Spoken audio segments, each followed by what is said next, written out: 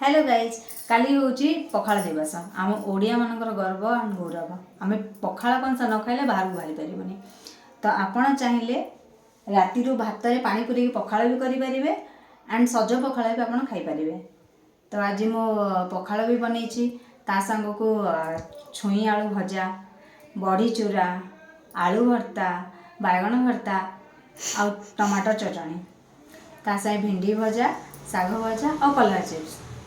तो आसतु देखा ये हूँ भात बड़ी चूरा भिंडी भजा एंड साग भजा बिलाती खटा बैगन भर्ता आलू भर्ता एंड छुई भजा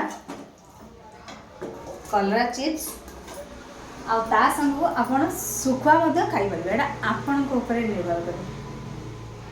तो एतिकी मो कथा रखुची एंड आपण निश्चिंत भाव में काली पखाड़ दिवस निश्चिंत भाव में पखाड़ ही खातु आ सांग को आप सब आइटम बनातु आ खातु बहुत टेस्टी रहा आइटम।